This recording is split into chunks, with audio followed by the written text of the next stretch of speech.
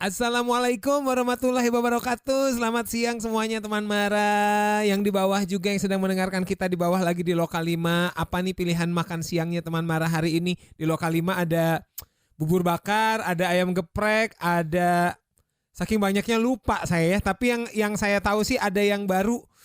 Naon Den? Gareng ya? Gareng, kamu sebagai pegawai teh harus tahu Den biar Iganya raos pisan loh iga. Udah nyobain? Tadi baru. Aduh, baru banget. Suara siapakah itu? Nanti ya, tapi yang itu tadi suara chefnya. Nanti chefnya akan mempromosikan iganya.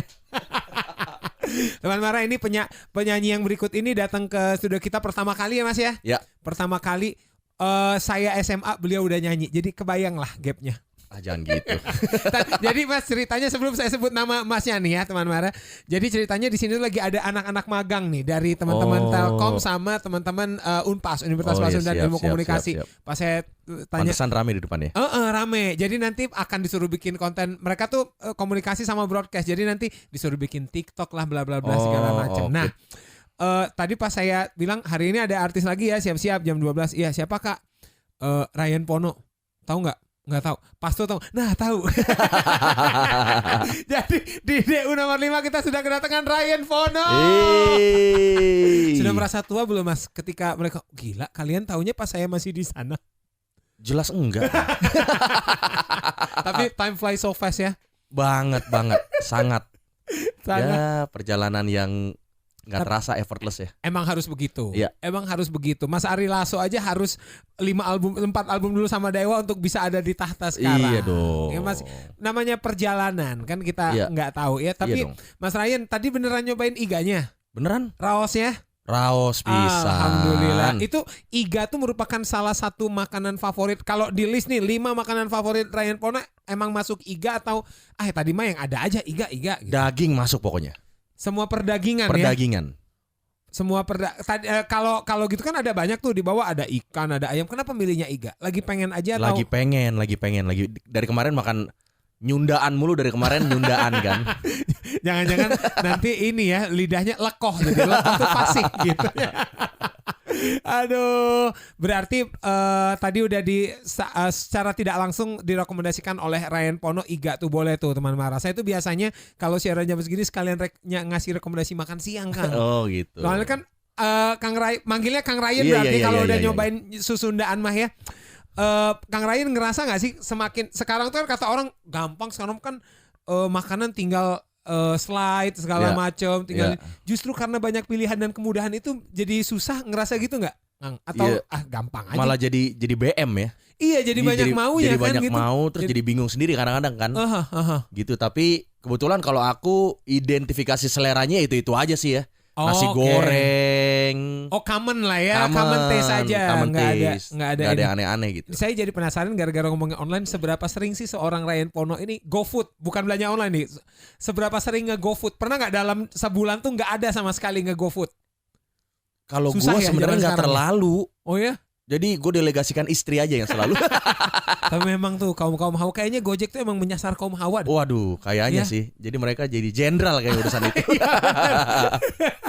Kita jadi isiin GoPay aja ayah transfer gitu aja kan. GoPay. Oh berarti termasuk orang yang kalau dalam makanan mendingan datang langsung daripada harus pesan online gitu. Iya. Berarti orang lama sama. Saya tuh Kang nggak ngerti tuh cara, bukan nggak ngerti sih tuh kan kata istri tuh poin kamu tuh udah banyak gini ya ini kan kamu semua yang make. Saya bilang saya nggak ngerti segala kalau belanja online nih tadi jadi ceritanya saya kan penyiar pagi nih tadi tuh kita ngebahas seberapa sering belanja online. Kalau seorang Ryan Pono kalau belanja online itu lumayan jadi main tuh. Kalau belanja online terakhir kali apa? Barang apa yang datang ke rumah? Paket itu webcam itu terakhir karena tuh. Aku kan pakai PC ya. Jadi kalau untuk meeting apa kan mesti ada kameranya tuh. Ya yang proper lah ya. Proper gitu. Macam. Itu yang terakhir yang datang tuh. Kalau barang paling aneh yang iseng coba beli barang ini pernah nggak? Iseng apa ya? Oh itu loh apa namanya sih case-nya AirPods itu loh. Oh ini wadahnya yang itu. Sekalian bisa ngecas. Enggak yang wadah yang leather yang kulit gitu. Nah itu gue sering banget beli perintilan yang gak penting itu. Iya. Gitu. Berarti ini ya termasuk yang cukup sering lah, walaupun nggak bisa dikatakan edik ya. Kalau didiemin mungkin lama-lama bisa edik kayaknya. Iya, kalau nggak ada kontrol dari diri kita ya. Apalagi gitu. paket-paket instan same day ini kan. Ini. Oh iya benar. Jadi gue kalau mau sesuatu tuh harus langsungnya instan, walaupun kadang-kadang ongkirnya lebih mahal daripada harga barangnya. Betul, gitu. karena dia kan menyingkatkan hari kan, jadi dia. Gitu. Oke. Barang paling mahal, barang online paling mahal. Barang online paling mahal. Barang yang dibeli dari online paling mahal tuh. Pernah beli sound card. Oke, wah saya nggak berani tuh. Kalau saya mah kalau handphone, kalau sound card, kalau yang gitu-gitu, mendingan ketemu langsung. Saya nggak berani tuh kalau yang gitu-gitu. Kalau sound card baru. Sound card baru. Oke. Baru sama ya kayak stand speaker itu kan buat studio di rumah kan lumayan tuh harganya tuh. Iya. Lumayan banyak, justru gue belanja itu. Maka sampai jadi punya GoPay prioritas kan, karena belanjanya bisa di atas 10 juta pernah. Dalam sebulan. Waduh, berani sih belanja. Saya kalau udah menyangkut, saya kalau baju masih oke lah. Belanja masih ya, kalaupun salah datang, salah ukuran masih nggak terlalu sakit. Tapi kalau udah elektronik gitu yang segala macam, mendingan saya samperin. Tapi sebelum beli gue pasti ini dulu ngobrol chat dulu dong. Iya gitu. Sih memang. Kayak sepatu Jordan itu gue rata-rata belinya online. Wow. Nah ini nih, saya baru ingat, pernah ketipu nggak, Kang? Pernah lagi. Apa waktu itu? Mesen sepatu Jordan yang datangnya AirPods. Kan ada tahu yang begitu, ada. Enggak. Waktu itu bukan di marketplace sih, waktu itu belanja Instagram. Oke. Gitu, dan di Instagram itu dia langsung mengarahkan ke zaman Line lah tuh. Oke. Gitu. Ya Allah, zaman kapan tuh Line-nya? Belanjanya di Line. Nggak taunya ternyata itu fake-nya Line-nya line fake. Oke. Itu jadi gue udah terlanjur transfer buat sepatu itu. Sepatu nih? 2 jutaan sekian lah. Waduh. 2 jutaan. Nggak taunya itu fake. Akunnya. Dan gue sampai berantem sama akun yang realnya itu. Gue sampai marah-marah itu ternyata dijelasin, itu ternyata akun yang udah sering ngebohongin mereka orang. Juga nggak tahu. Mereka nggak tahu. Oke. Tapi udah ada akun yang jago lah gitu mereka, jadi mereka benar-benar bikin prosedurnya tuh kayak benar-benar yang beneran gitu loh. Waduh. Gitu. Jadi akhirnya udah gue nggak bisa. Jadi nggak balik lah ya. Udah nggak balik udah. Wah, semoga perutnya buncit, nggak kempes tuh orang itu. Aduh, Kang Ryan Pono, selamat datang di Mara. Thank you, bro. Waduh, ini pertama kali datang ke Mara ya. Kali. Saya tapi bener loh Kang. Ya. Pas saya SMA tuh Kang Ryan tuh udah kemana-mana tuh sama duo yang itu. Itu umur berapa emang sih sekarang? Saya kan 88. Oh 88. Iya wajar. Iya. Saya tuh sejak jadi penyiar nih Kang banyak sekali starstruck yang gila dulu gue ini. Wah dulu pas ketemu Kang Arman, sekarang ketemu Kang Ryan. Tapi suka merasa ini gak sih Kang? Suka merasa mungkin dalam malam-malam yang Kang Ryan begadang nggak bisa tidur, pernah kepikiran gini, gila ya jauh juga ya perjalanan gue musik. Pernah mikir gitu nggak? Hampir setiap hari ya.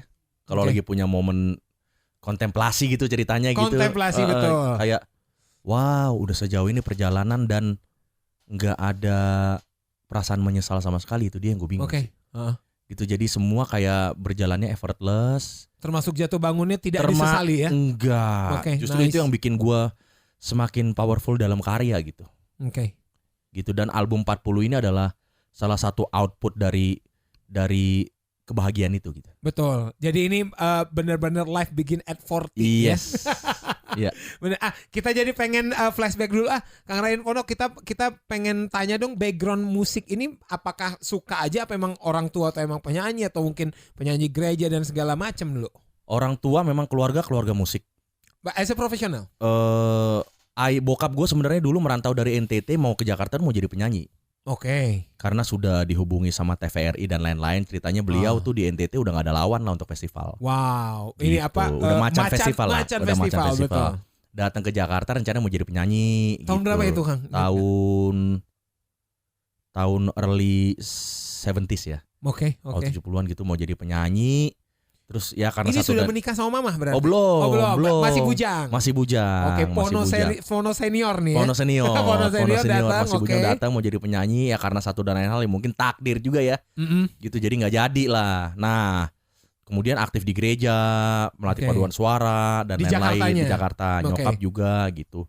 Jadi memang gue lahir di lingkungan musik di musikal, di gereja juga banyak terlibat di kegiatan-kegiatan musikal juga, paduan suara dan lain-lain. Jadi ketertarikan gue sama musik tuh udah jadi kental banget gitu. Nah begitu gue memutuskan main musik dan berjalan sampai hari ini, gue sadar satu hal bahwa bukan gue yang memilih musik, tapi musik yang memilih gue. Gitu, betul. Ceritanya. Dan itu biasanya perasaan kayak gitu bener loh teman Mara. Iya. Memang unexplainable ya. Memang yang kayak gitu emang harus dirasain sendiri. Betul. Gitu. Mungkin salah satu cerminannya ketika ngelihat penonton nyanyi bareng. Nah ini kayaknya gue bermanfaat kalau kayak gitu ya. Iya. Kayak. Banget. Kang Ryan ini berapa bersaudara? Aku 4 bersaudara, anak kedua. Anak kedua. Laki-laki paling tua tapi. Oh jadi kakakku atas perempuan, cewek. Laki cewek. Oh jadi lakinya diapit di tengah di ya? Tengah, ya. Itu 4 kalau ngelihat tadi aktif di gereja dua-duanya lagi teman Mara ya, papa mama manggilnya. Iya. Papa mama aktif di gereja dan orang timur. Sepengetahuan saya punya banyak sekali teman orang timur, nggak ada yang nggak bagus teman Mara. Mereka marah aja merdu. Mereka marah tuh kayak wah terus nonton denger nyanyi gratis gitu. Itu 4-4-nya main musik nggak? Profesional maupun unprofesional? Kakak itu main musik ya, nyanyi juga tapi nggak profesional ya, lebih ke paduan suara gitu. Masih terus, aktif sampai sekarang? Kadang-kadang suka jadi cabut-cabutan di choir buat di TV apa gitu-gitulah. Wow, nice. Gitu terus sampai hari ini juga masih gue karyakan untuk kalau album gue butuh choir gitu, jadi choir keluarga ngumpulinnya gampang banget. Ah itu benar. Orang papa mama ini udah langsung udah enak banget tuh. Adek gue juga sekarang. Ini cowok berarti ya? Cowok. Iya lagi mulai, dia chef ya kebetulan, tapi dia masak sambil nyanyi. Tapi sampingannya juga dia udah mulai bikin single juga sekarang. Oh ya? Gitu. Baru rilis juga. Jadi gitulah lagi memulai. Suruh adeknya main kesini lah, kita penasaran tuh. Terus yang bungsu? Yang bungsu yang gak terlalu involved di musik, yang bungsu. Biasanya dalam satu keluarga tuh ya teman Mara, polanya selalu begitu tuh. Rebel. Nah ini yang bener nih biasanya. Yang akademisnya ini yang bener nih. Iya. Kayak gitu. Kang Ryan, ingat gak lagu pertama yang Kang Ryan bisa dengan fasih? Ingat, apapun lagu pop, mau lagu gospel, mau lagu rohani. Lagu pertama apa enggak lupa, cuman dulu SD gue kalau jalan festival gitu mewakili sekolah gitu kemana-mana, nyanyinya lagu itu loh, Dinda di manakah Mas Katon, Club Project. Itu Katon, sorry. Solonya Katon. Iya, lagu itu. Wah, itu yang nyanyinya masih pakai renda-renda gitu. Harus ini ya sikap begini gitu. Di mana? Waduh, untuk anak-anak milenial itu salah satu lagu terbaik sih Ngiri di masa itu ya. Wah, tuh Mas Katon tuh bikin lirik tuh kok bisa gitu tuh salah satu. Gila. Tapi pernah ketemu sama Mas Katon beneran enggak? Oh, sering satu frame. Mas Katon dulu. Beneran kok Mas Katon beneran. Mas Katon yang ini beneran. Sering. Oke. Aku juga ada di dalam satu grup suara yang isinya musisi-musisi lintas generasi, ada Mas Katon juga di situ, aja sering-sering komen-komenan. Gitu. Pertama kali ikut lomba kelas berapa, Kang Ryan? Aku kelas 5 SD ya, 4 atau 5 SD gitu. Nah biasanya kan kalau keluarga musikal gitu kan tidak cuma timbul bakat musiknya tapi juga memupuk kepercayaan diri juga. Nah pas ikut lomba itu sendiri apa didorong-dorong sama orang tua ikut? Kan ada soalnya ada orang yang dia tahu nih dia bisanya tapi malu-malu gitu. Nah ini dia yang menarik. Jadi nggak ada yang bisa tahu, nggak ada yang tahu gue bisa nyanyi sampai gue kelas 1 SMA. Hah? Dari SD? Dari SD itu tuh aku diem-diem. Ikut lomba? Nggak mau bilang orang tua. Lah, karena orang tua pasti tahu kan itu lomba sekolah bukan? Iya tapi nggak tahu gimana caranya waktu itu, pokoknya tidak terinformasikan aja sekolah. Disadap. Gimana caranya waktu itu gue lupa, intinya keluarga nggak tahu. Oke. Jadi karena itu kejuaraan antar sekolah dulu ada, aku kan PSKD ya dulu sekolah Jakarta. Nah, itu antar PSKD lah. Jabodetabek antar yayasan gitu. Jadi entah waktu itu salahnya di mana, cuman memang gue yang kalau bisa jangan tahu deh, gue lebih malu nyanyi di depan orang tua Karena apakah Kang Ryan tahu ketika dikasih tahu pasti orang tua akan nonton atau apa? Bukannya seneng ya Kang kalau dapat support apalagi dari lingkungan terkecil terintim. Nah kalau gue dulu malah enggak tuh, karena merasa ada pressure karena bokap tuh kan ya penyanyi bener. Jadi gue jadi kayak nggak mau ada bayang-bayang dia deh gituan lagu-laguan lah dulu kecil gitu kan. Jadi gue nggak mau kalau dilihat orang tua malah. Jadi mereka baru tahu gue bisa nyanyi tuh begitu kelas 1 SMA tuh.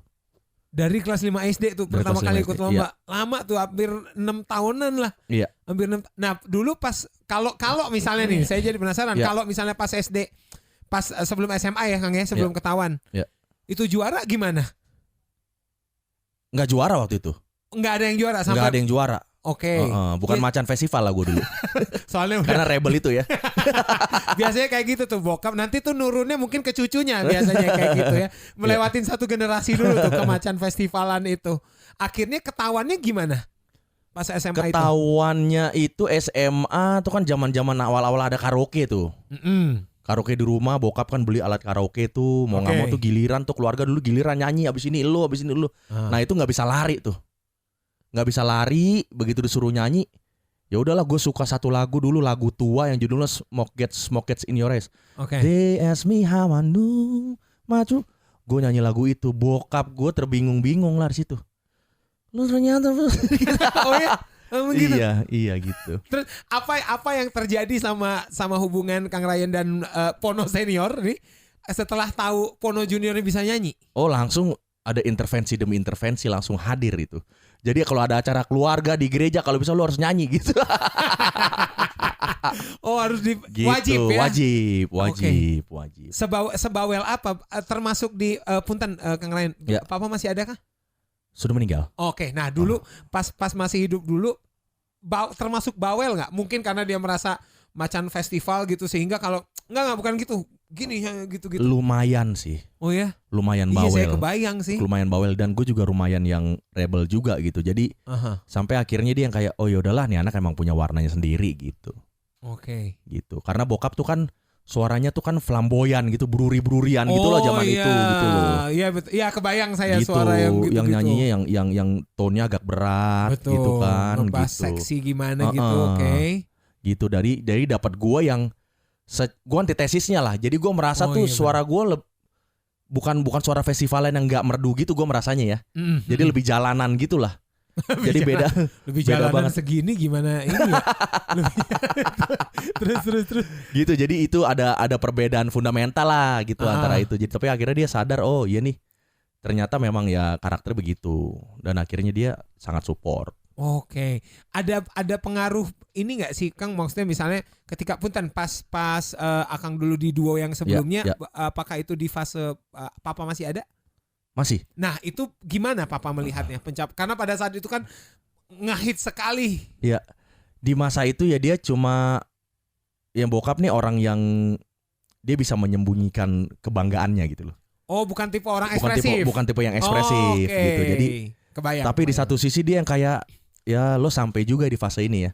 Kang Ryan tahu bahwa dia sedang bangga sebenarnya tapi nggak ini. Sangat. Gitu jadi ya. kalau nangis di belakang gue lah gitu. Gitu jadi kayak gue terima beberapa award. Dulu dia cuma bilang ya jangan lupa bersyukur ya ini talenta dari Tuhan bla bla bla bla bla.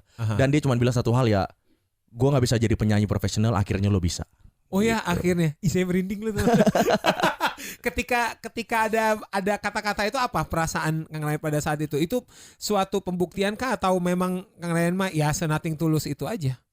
Akhirnya karena jiwa gue cukup kompetitif ya sebenarnya dari muda lah, bukan dari kecil. Gue kecil tuh pemalu, begitu beranjak mulai SMA, kuliah itu mulai jiwa kompetitifnya mulai muncul. Jadi begitu gue sukses, karena gue kan stop kuliah juga kan.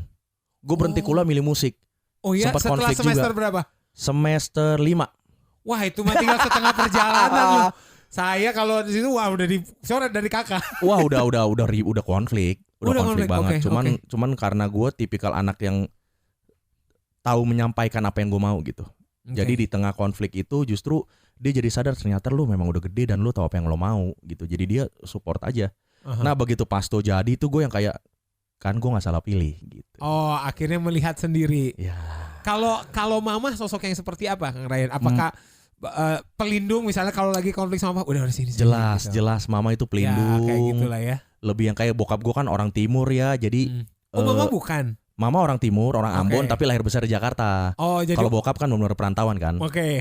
Jadi bokap yang ya dominan lah gitu. Apinya masih gede. Apinya kenceng banget. Terus nyokap yang ya udah lo sabar aja. Yang nyokap tuh kayak figur yang selalu diam dalam doa gitulah. Gitu selalu mendoakan, selalu memberi kesempatan anak-anaknya untuk bisa menyampaikan apa yang dia mau, karena bokap tuh orangnya kan keras gitu. Oke. Keras, tapi itu yang membentuk gua. Iya betul. Iya perpaduan itulah ya. Makanya lagu Hilang ini gue bikin buat bokap, bro. Nah itu juga nih teman Mara. Kenapa? Soalnya video klipnya kalau teman Mara baca komen di IG Kang Ryan maupun di ini, pasti personal. Saya mah Kang kalau udah soal, saya tuh paling nggak bisa nonton film yang udah nih, saya merinding nih. Family udah nggak bisa tuh saya. 106,7 Mara FM, musik terpilih sepanjang hari. Tuh kalau tahu obrolan off airnya lebih seru mah ya jangan di off airin tadi ya. On airin aja terus nih mic-nya nyalain. Aduh tadi sampai sosok seorang ibu sampai akhirnya bisa mencengkramkan kaki ke industri itu memang benar-benar Pasto, atau sebelum itu ada lagi tapi mungkin belum terlihat tuh Kang. Justru memulai perjalanan awal sama Pasto ya. Tahun 2002. Berarti Pasto itu beneran awal ya? 2000 beneran awal. Cuma dengan formasi 4 orang. Dari dulu kita ke Boyz II Men gitu kan. Gitu. Terus berjalannya waktu, ketemu Glenn Fredly jadi produser album Pasto pertama dengan formasi 4 orang itu. Terus setelah album pertama rilis itu 2007 ya terjadi drama-drama lah sampai akhirnya berdua itu. Oke. Gitu formasi duo itu. Akhirnya tapi justru punten tanpa bermaksud menghilangkan, justru pas di dua itu ya yang pas di duo itu yang ya meletup ya gitu. Nah itu tuh maksud saya, perjalanan kayak gitu kan kalau nggak ada faith dalam diri kita kan mungkin akan nyerah, ya udahlah gitu-gitu. Iya, sangat. Iya kan? Nah, kalau misalnya seorang Ryan Pono ini memandang musik jazz music aja buat ini, kita akan menemukan Ryan Pono ini sebagai apa sih? Pertanyaan sederhananya, kalau nggak ada musik, kalau nggak jadi penyanyi, kira-kira seorang Ryan Pono ini tuh sebagai apa di planet bumi? Jadi lawyer kali ya? Oh ya? Dulu kuliahnya hukum memang? Hukum. Untung nggak diselesain ya. Gue jadi lawyer penjahat kayaknya. Oh ini lawyer mafia. Mafia itu kan penjahat bukan, tapi ya gitu lah ya. Nah itu kalau ini nih kan kalau jurusan hukum dulu papa juga atau? Papa juga jadi bokap ini dulu cita-citanya mau jadi penyanyi dan jadi sarjana hukum. Penyanyi yang bergelar sarjana hukum maksudnya. Oke, gitu. Karena dia suka hukum dan kayaknya memang DNA dalam dirinya cocok deh kalau jadi lawyer gitu. Pembela gitu. Jadi itu yang ditanamkan ke gue lah, dan gue juga sempat waktu itu, tapi begitu daftar kuliah gue suka juga sebenarnya. Oke. Gue suka juga dan nilai gue bagus dulu zaman kuliah gitu. Oh, bukan anak yang bego-bego banget lah ya. Enggak, emang udah masuk rajin. Terus anaknya emang udah juga argumentatif juga anaknya gitu kan. Terlihat. Gitu. Jadi ya sambil berjalan tapi akhirnya ternyata musik lebih kuat gitu. Oke. Dulu seorang Ryan Pono tuh sempat ngalamin reguleran gitu-gitu enggak sih, Kang? Gue reguleran gue termasuk generasi penyanyi yang nggak mau terjebak di momen-momen reguleran itu. Jadi gue cuma reguler sama Pasto tuh dulu cuma sekitar 3 bulan kayaknya. Wah sebentar ya. Dan regulernya juga kita bawain lagu-lagu yang kita mau bawain dan kita aransemen ulang. Oke. Bener-bener kita aransemen maunya kita aja gitu. Jadi bukan kan soalnya punten ada band reguler itu yang banci aja kemana-mana gitu. Kemana-mana. Ya. Tapi memang bukankah kalau tematik kayak gitu kan sulit ya, soalnya kan. Tapi itu kalau dari POV sulit. Tapi kalau dari POV yang lain kan ini ya bisa punya fans tersendiri lah, membentuk komunitas sendiri. Jadi yang datang tuh setiap minggu orangnya itu aja tapi makin rame gitu. Iya betul. Gitu kita bawainnya dulu R&B 90-an. Kadang-kadang juga 80-an juga gitu. Terus ya Kool and the Gang dan lain-lain gitu-gituan lah bawainnya lah. Jadi ya di tahun itu 2005. Oh 2 tahun sebelum ini ya album rilis ya? Iya 2 tahun sebelum album rilis juga. Termasuk sebentar. Termasuk sebentar. Terus setelah itu kita sempat ikut, yang berempat itu sempat ikut ajang pencarian bakat di salah satu TV swasta juga. Oke. Gitu Bintang Cari Bintang namanya waktu itu. Jadi Glenn Fredly memilih kita lah, jadi gitu konsepnya. Gitu. Jadi Bintang Cari Bintang, Glenn Fredly, Yuni Shara dan lain memilih bintang yang akan diorbitkan sama mereka. Gitu konsepnya dulu. Gitu. Jadi ya kalau dibilang pengalaman reguler justru gue waktu itu nggak tahu kenapa kayak mau menghindar aja, tawaran sih banyak banget. Pasti. Gitu. Jadi ya gue merasa justru itu yang bikin jadi pikiran gue jadi kayak free ya. Jadi nggak ada penyeragaman di dalam diri gue. Jadi gue merasa kayaknya ini gue gitu. Jadi gue reguler kayaknya nggak pantas juga deh, karena semua lagu pasti gue acak-acak. Oh iya, pasti jadi R&B. Bawain Metallica, Say You Pray gitu. Nah ini mah Mad to Man ini mah. Gitu. Jadi nggak bisa. Oke, akhirnya cuma butuh waktu 3 bulan dan segala macam. Tapi Kang Punten. Ya. Ketika akhirnya pastonya dibilang berakhir bukannya, tapi ya roda aja gitu, roda. Fase paling downnya seorang Ryan Pono tuh kapan sih? Kalau boleh disebut tahun boleh, tahun segini dan fase dari, jadi gue keluar dari Pasto kan dengan drama tuh. Oke. Ya dengan drama. Untungnya belum ada sosmed ya. Untungnya belum ada sosmed mah. Kalau enggak sih kayaknya sih viral kayaknya. Iya, saat hype sekarang mah sosmed hype orang gitu terus. Jadi setelah gue cabut dari Pasto itu ya urut drama-drama perlabelan lah ya. Oke. Gitu jadi ada merasa yang dirugikan, bla bla, sementara di depan gue kayaknya baik-baik aja gitu.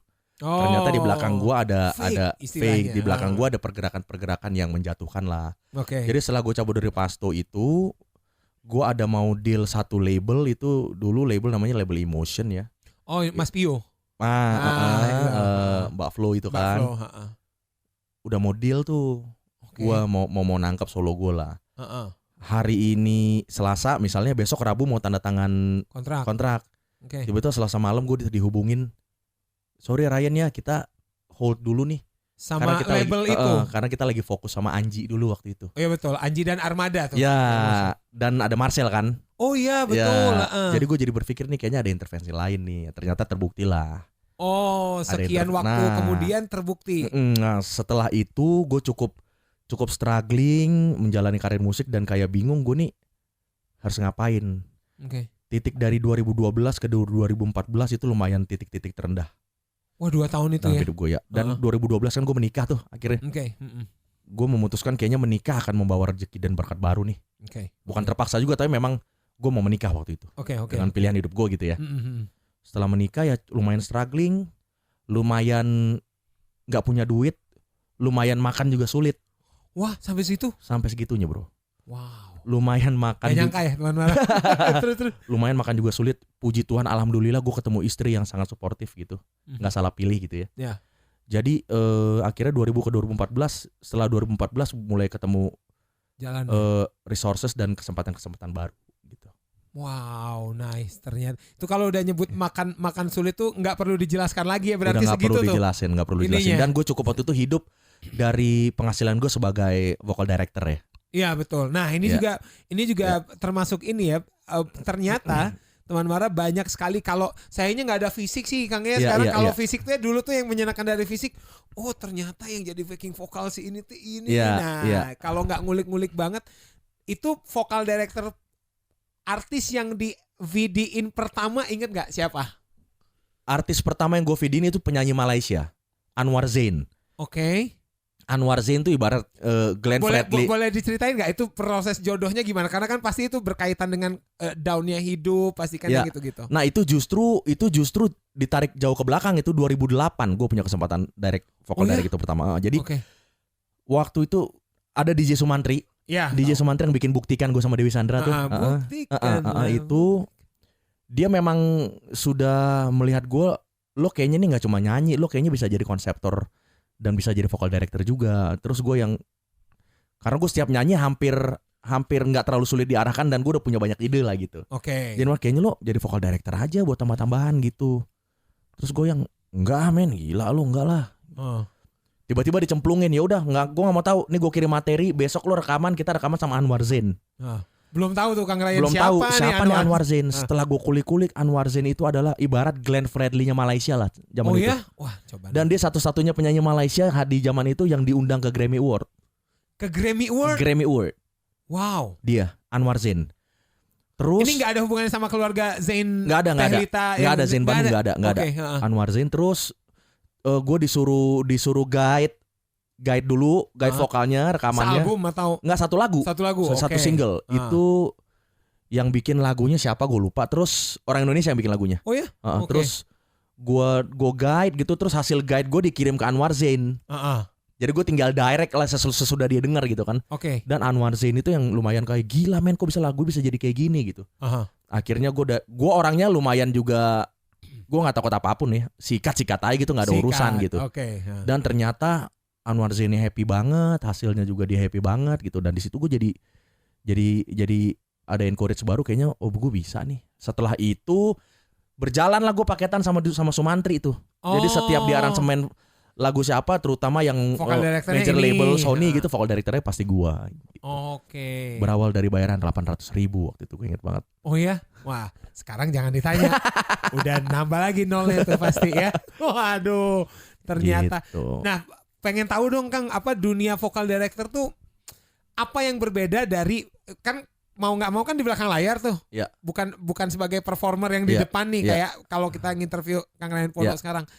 Apa sih dunia vokal director itu? Karena siapa tahu nih bisa jadi insight bahwa ya teman Mara tidak semua, misalnya ini juga saya gemes juga nih bahwa ngapain ngambil jurusan seni musik segala macam, ternyata banyak tuh lapangan pekerjaannya. Subnya banyak banget.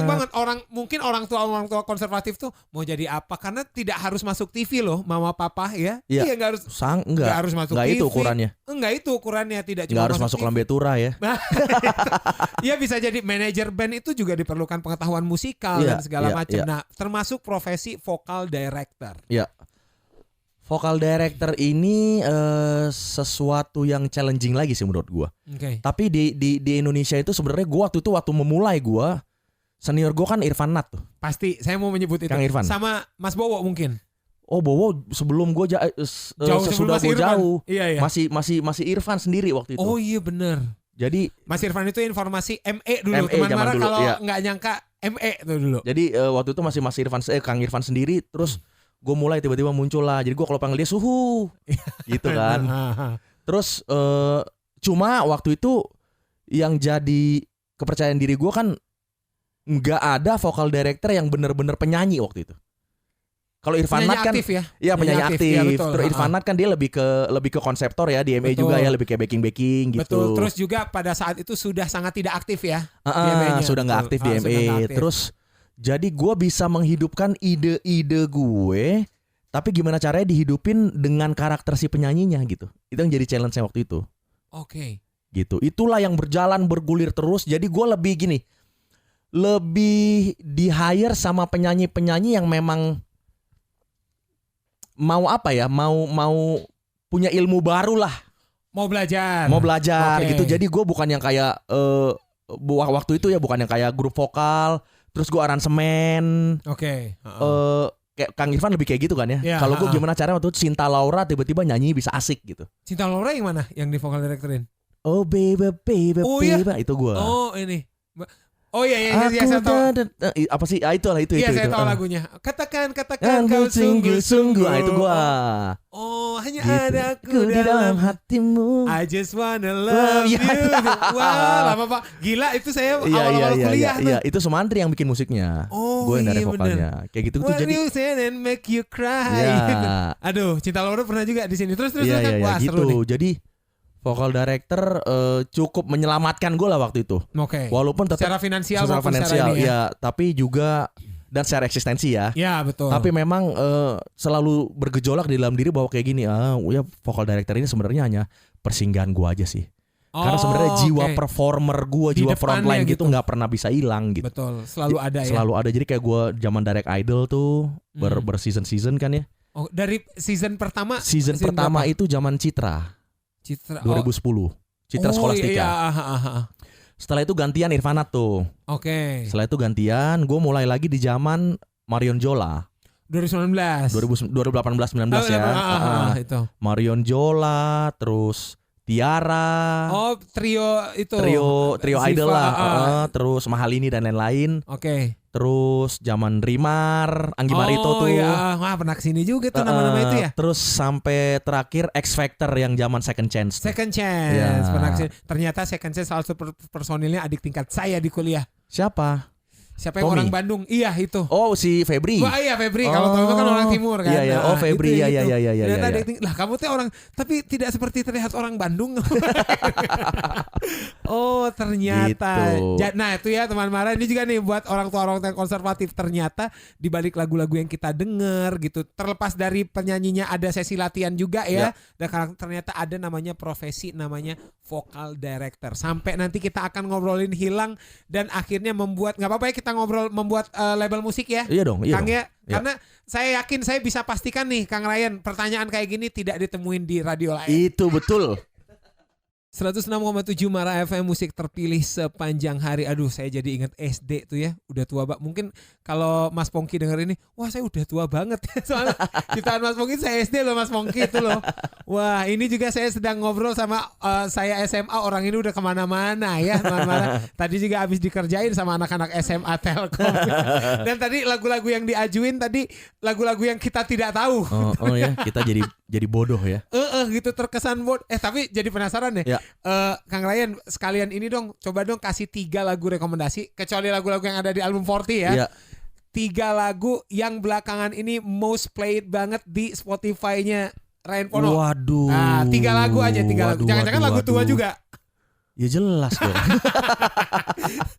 Atau 3 lagu, ini dah 3 lagu yang sekarang banget yang lagi gue kecantol nih sama ini gitu. Apa ya? Misalnya lagu Asma Librasi itu kan ini banget tuh, viral banget tuh.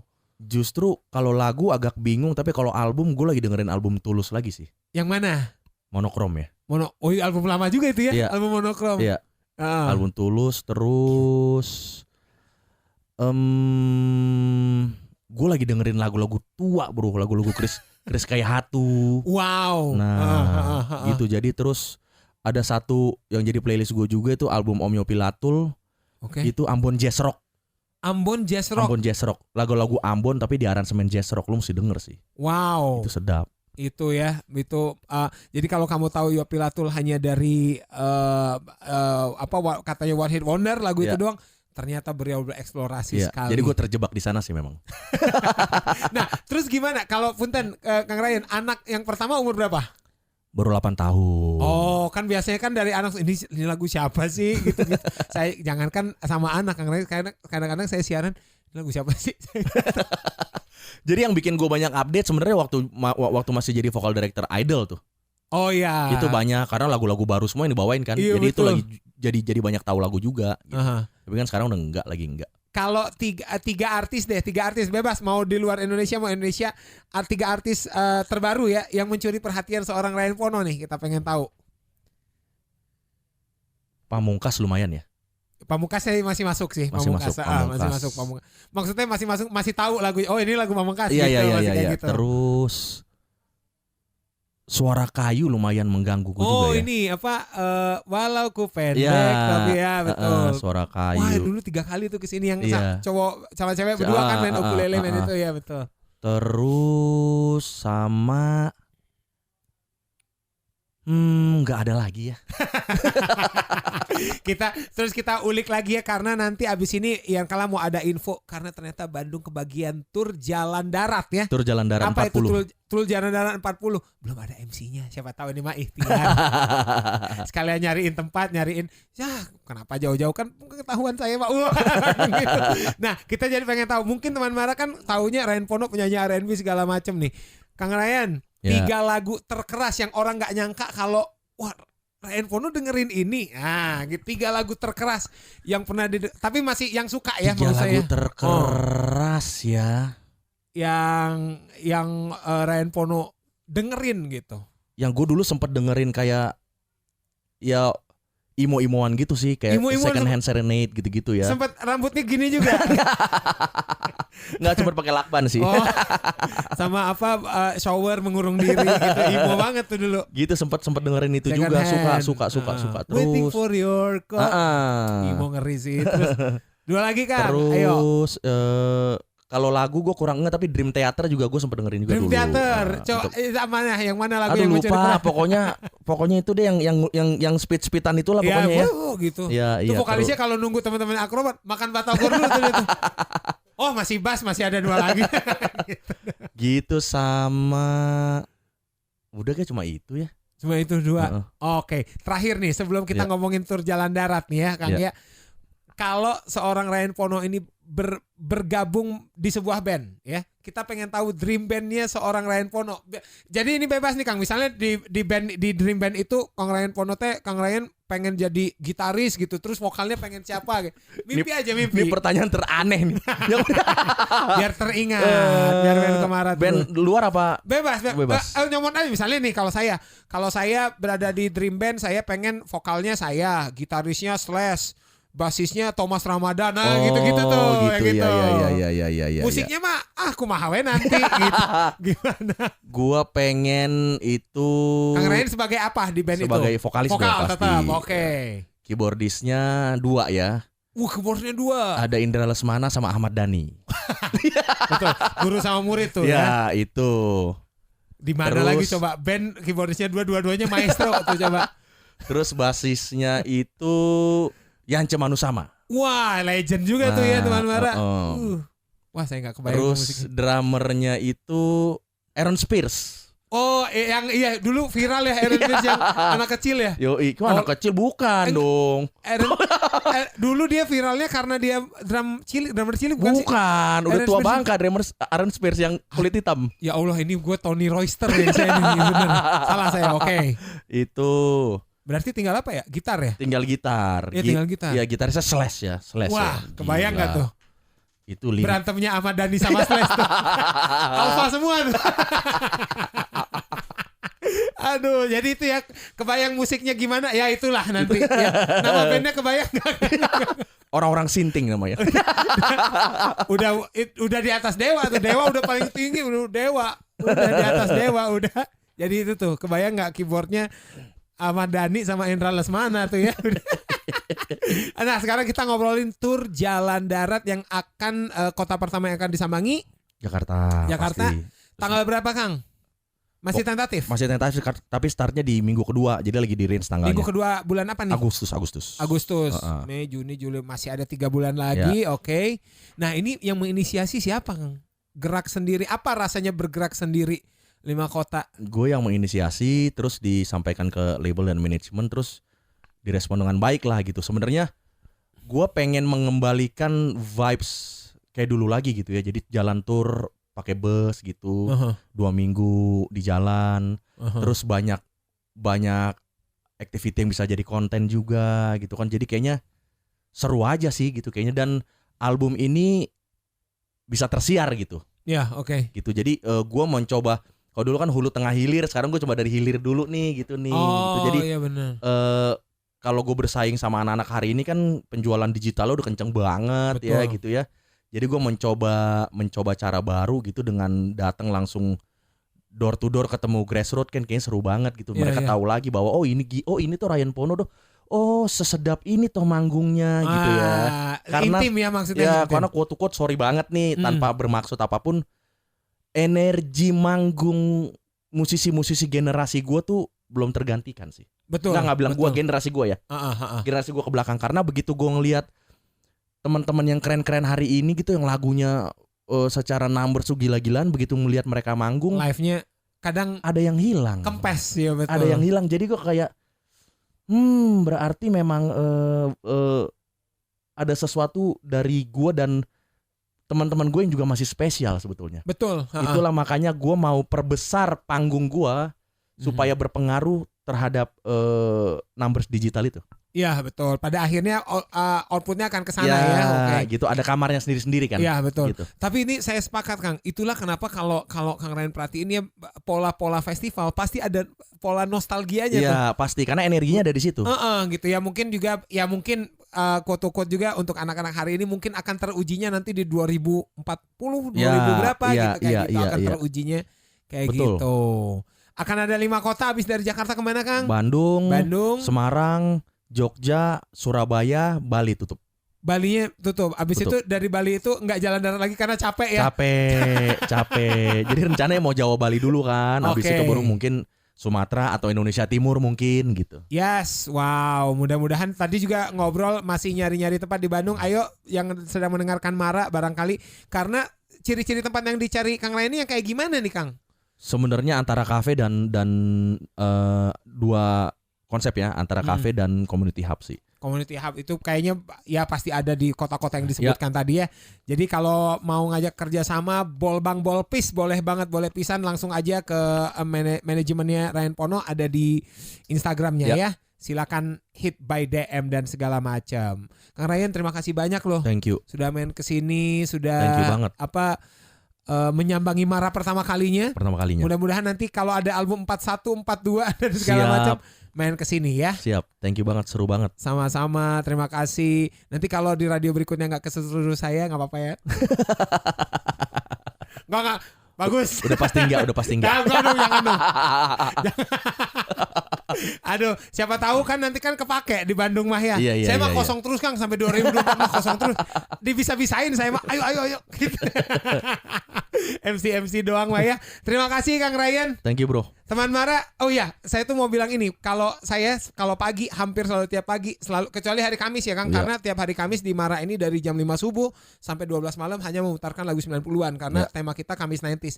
Tapi Senin, Selasa, Rabu, Jumat, Sabtunya saya nggak siaran, Jumat tuh saya suka muterin ini Puncak Asmara serius ada di situ karena itu lagu pagi enak banget. Lagu pagi. Kalau hilang ini mah lagu overthinking kan. Muternya tuh jam 5 sore ke atas lah. Kita udah sholat maghrib udah nih pengen nangis gitu. Lagu-lagu anxiety kalau kata anak-anak sekarang ya. Segala macam lagu-lagu overthinking. Silakan loh kalau mau ditemanin. Saran saya kalau kamu kaum yang tidak kuat sama family things gitu, ditemenin nonton video klipnya daripada nanti nyesel apa yang sudah kamu perbuat pada bapakmu itu kan. Nggak, tapi saya tadi juga saya skip nontonnya. Saya bilang nanti saya dengar audionya aja ya. Teman Mara, kalian pamit dulu, tapi teman Mara jangan kemana-mana. Kita mau dengerin This is Ryan Pono dengan Hilang. Wassalamualaikum warahmatullahi wabarakatuh. Bangga Kak.